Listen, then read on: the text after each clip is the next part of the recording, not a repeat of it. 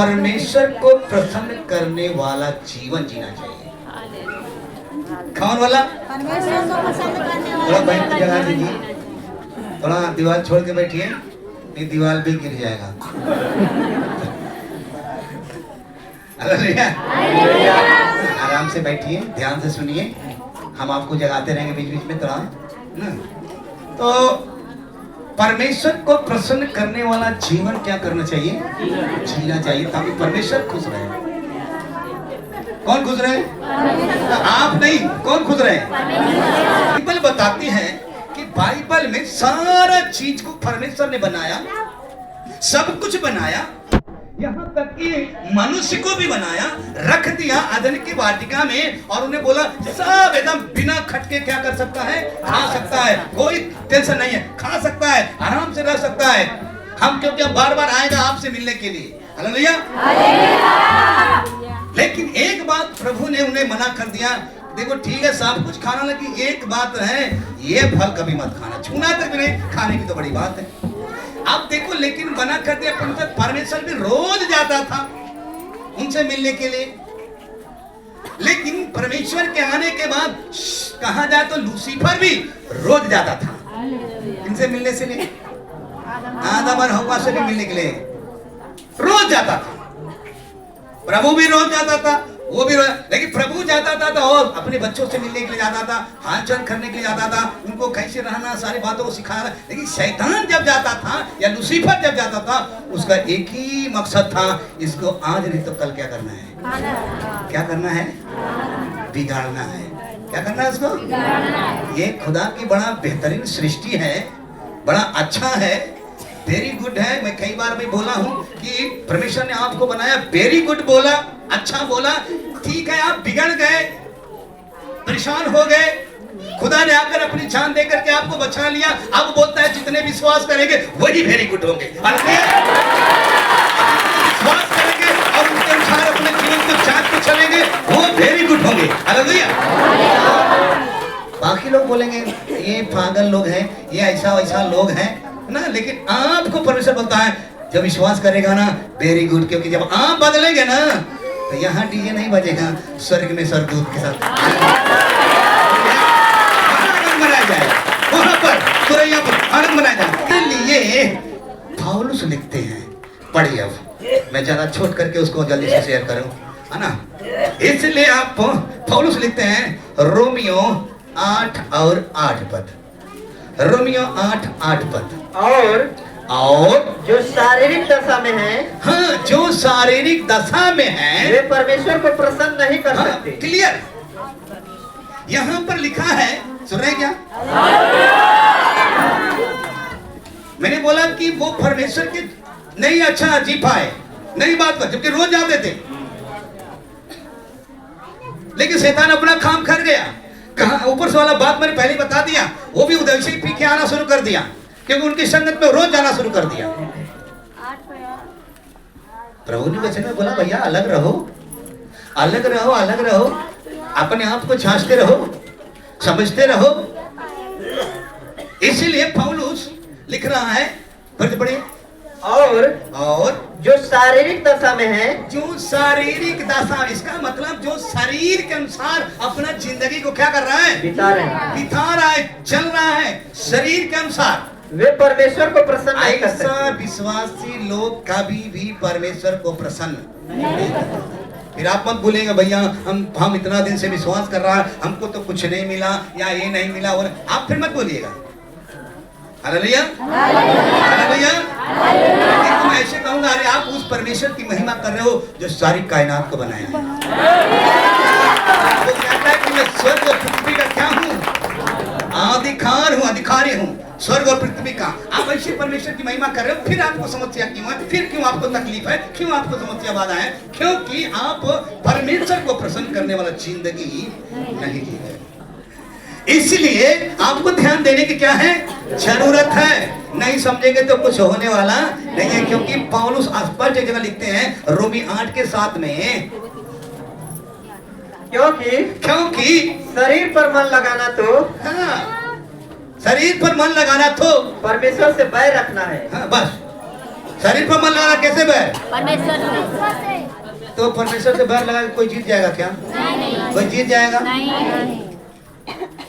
शरीर, इसका मतलब जो आपका सोच है ना, हालेलुया, जो आपका शरीर का जो सोच है ना, वो प्रभु से क्या करता है? बैर करता है। इसलिए हम शरीर को काम को तवज्जो ना दें, हम अपने आप को सोचें। हालेलुया, हम अपने आप को क्या करें? सोचें। तो कैसे चले? आत्मा के अनुसार। मैं कहता हूं कैसे चलो? कैसे चलो? आत्मा के अनुसार। ये भैया आपको समझना पड़ेगा, ये आपको जानना पड़ेगा, नहीं तो आप आओ जाओ, प्रार्थना होगा, छंगाई होगी, फिर छोड़ देंगे। हालेलुया। जब कुछ लोगों को मात्र केवल छंगाई चाहिए। हालेलुया। जब इस शरीर का जो सोच है प्रभु से क्या है? बैर है। इसीलिए शरीर के काम को आप जानते हैं, इसलिए अपने आप को सोचें, आत्मा के अनुसार क्या करें? चले। क्यों आत्मा के अनुसार चले? क्योंकि यूहन्ना 4:24 में लिखा है, आत्मा है, परमेश्वर आत्मा है, और अवश्य है कि कंफर्म है कि उसकी आराधना करने वाले आत्मा और सच्चाई से क्या करे? आराधना करे। हालेलुया। आत्मा सच्चाई से क्या करे? आराधना करे। क्योंकि बाइबल बताती है, पौलुस जब लिखते हैं 2 कुरिन्थियों 5:17 में, यदि कोई मसीह में है वो क्या है? नई सृष्टि है, पुरानी बातें बीत गई, देखो सब कुछ अब सब कुछ नया। का मतलब चेहरा बदल नहीं गया, शरीर बदल नहीं गया कि नहीं आप वो हो गए। सब कुछ नया का मतलब अब हम पहले शरीर के अनुसार चलते थे, अब हम यीशु में हो गए, अब यीशु जैसे कहे वैसे चलेंगे। उसके बाद क्या नई सृष्टि? ऐसे जब चलना शुरू करेंगे, परमेश्वर आत्मा है, अवश्य की आराधना करने वाले आत्मा सच्चाई से आराधना करें, और ऐसा कर रहे हैं और आप नई जिंदगी की चाल चल रहे हो, समझो परमेश्वर प्रसन्न है आपसे। और आप थोड़ा तो सोच लो खाली, अगर परमेश्वर प्रसन्न है, अगर हमारा गांव का सबसे बड़ा वाला या हमारा ऊपर प्रधानमंत्री साहब खुश हो जाएंगे तो सोचो क्या हो जाएगा? गैस सिलेंडर फ्री में आपको मिल जाएगा।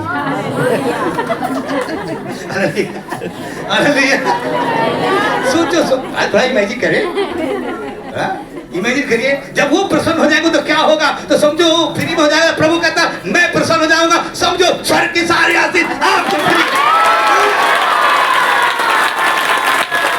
धरती पर जितना दिन तू रहेगा ना, एकदम भला चंगा रहेगा। हालेलुया।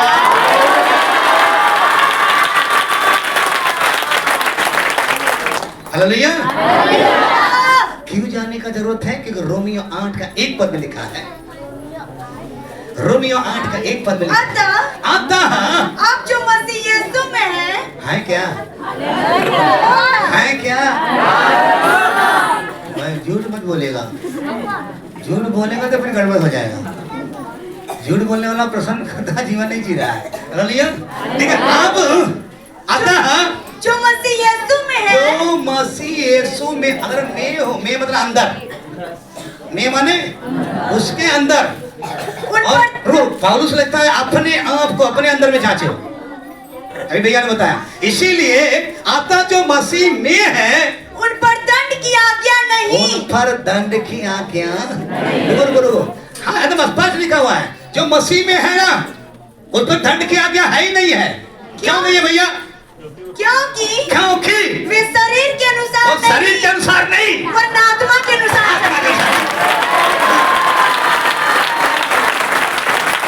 कैसे चलते भैया? कैसे चलते बहनी? बहनी लोग तो घर से निकलेगा, इनके घर उनके घर, ये सिखवा वो शिकायत दिया,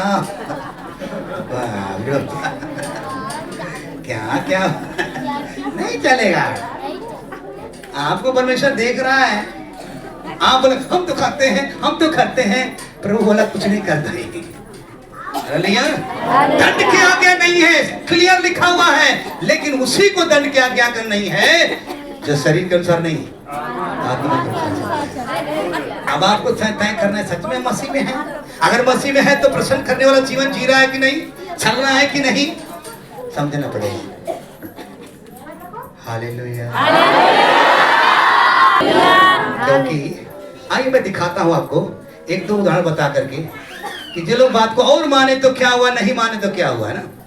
पढ़िए, क्योंकि कैसे चल रहा आत्मा के अनुसार। आज निकालिए दानियल की पुस्तक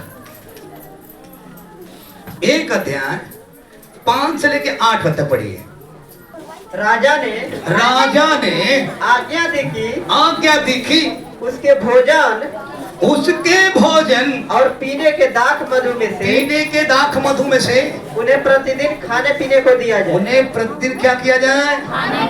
खाने पीने को दिया जाए। बाइबल में लिखा है, एक प्रभु का दास कहें, नबी कहें, चुना हुआ भक्त कहें, सेवक कहें, उसको बाइबल में क्या लिखा है? राजा ने वो गुलामी में चला गया था, लेकिन राजा ने आज्ञा दिया था अपने कर्मचारी को कि भोजन और राजा का इसका भोजन दिया जाए। भैया, राजा का इस प्रकार 3 वर्ष तक उनका पालन पोषण होता रहेगा। कई साल तक? 3 वर्ष। 3 साल तक। यहाँ तो 8 साल हो गया, लेकिन विश्वासी वही सही है जैसे पहली बार आया था। हालेलुया। कहीं इधर, कहीं उधर, कहीं यहाँ जा रहे, कहीं वहां जा रहे, कहीं वहां कर रहे, कहीं वहां कर, ये चर्च वो चर्च, ऐसे से नहीं होगा, समझना पड़ेगा। हालेलुया। चर्च में चारों ओर घूम के से कुछ नहीं होने वाला। आप जहाँ बने हो, बने रहो, परमेश्वर आपको ब्लेस करे। हालेलुया। हम आपके लिए प्रार्थना करते हैं, आपके लिए प्रभु तैयार करते हैं, आपके प्रभु ब्लेस करता हूँ, रात को याद करता हूँ, प्रभु उनकी सहायता कर, उनकी मदद कर, है ना। नींद अच्छा भले ना आए, लेकिन फिर भी आपके लिए जाग रहे, घुटने टेक रहे, उपवास कर रहे हैं, तो आप बोलेंगे भैया आप बोलते रहिए, हम वही करो जब करता हो, आप हर संडे के मिलेंगे। तब उसके बाद वे राजा के सामने हाजिर किए जाए। राजा के सामने क्या किया जाए? हाजिर किया जाए। आपको भी तो खाना दिया जा रहा है, आपको भी हाजिर होना है। कहाँ? वहाँ में यहूदा की संतान से चुने हुए, हाँ, दानियल, हनन्या, मिशाएल और अजर्या नामक यहूदी थे। खोजों के प्रधान ने उनके दूसरे नाम रखे। अर्थात दानियल का नाम उसने बेलतशस्सर रखा, हनन्या का सद्रक, मिशाएल का मेशक और अजर्या का नाम अबेदनगो। परंतु दानियल ने अपने मन में ठान लिया कि, कहाँ ठान लिया? मन में, अपने आप को जांचो, मन में ठान लिया कि वह राजा का भोजन खा के और उसके पीने का दाख मधु पीकर अपवित्र न हो जाऊं। क्योंकि अभी उधर का खाना जब देखेंगे ना, वो लोग तो चढ़ा के आते थे ना? इसीलिए दानियल जरूर गुलामी में था, उन्हीं की गुलामी में था, लेकिन वो परमेश्वर को प्रसन्न करने वाला जीवन जीने वाला व्यक्ति, उसको जब ये बात पता चला, जब मालूम चला ना, तब उसने मन में क्या कर लिया? ठान लिया कि उसका भोजन खाकर पवित्र न हो। हम उसका भोजन खाकर पवित्र नहीं होंगे। हालेलुया। हो गया तक भैया?